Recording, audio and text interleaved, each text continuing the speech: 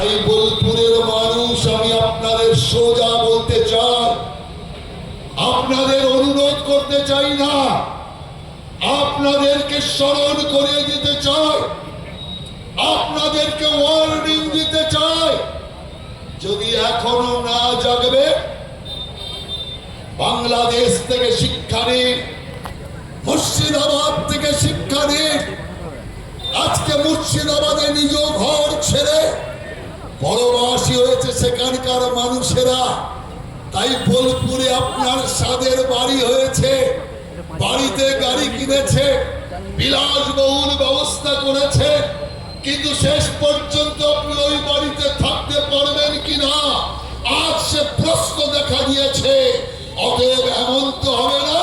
शाम steel flexi strong TMT बार, ये strong के साथ फ्लेक्सिबल भी है। आपदा मुसीबत कोई भी आए, ये घर को अटूट बनाए। जब टीएमटी फ्लेक्सी स्ट्रॉन्ग तो घर रहे हमेशा के लिए स्ट्रॉन्ग। যদি ওর কথা শুনতাম তাহলে আজকে নিজ দেশে পরবাসী হতো না। সাবধান, কেউ আপনার সঙ্গে থাকবে না, না থাকবে সিপিএম। এই যে হরগোবিন্দ চন্দন মারা গিয়েছে, এই দুজনকে বিজেপির তো কেউ নয়, এরা তো সিপিএম। কিন্তু সিপিএম আন্দোলন করে না, বিজেপি চিৎকার করছে, বিজেপি লড়াই করছে কিসের জন্য? হিন্দুর জন্য।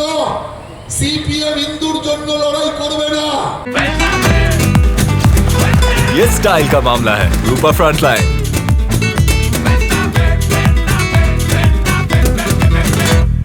বিজেপি সত্যের পক্ষে কাজ করে, ন্যায়ের পক্ষে কাজ করে, ধর্মের পক্ষে কাজ করে।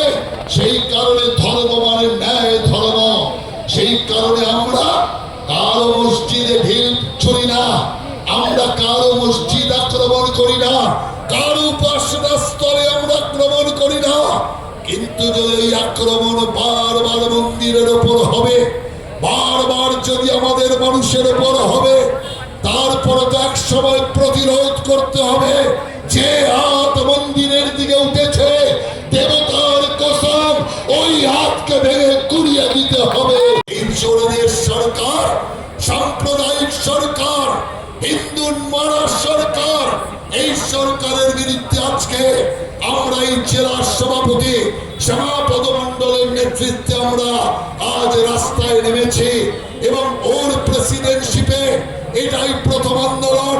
এবং যেভাবে সমস্ত জেলার কার্যকর্তারা এই আন্দোলনে যোগ দিয়ে এই আন্দোলনকে আগামী দিনে এক বড় আন্দোলনের রূপরেখার ইঙ্গিত দিয়েছেন, তার জন্য আমি আপনাদের সবাইকে ধন্যবাদ জানাই।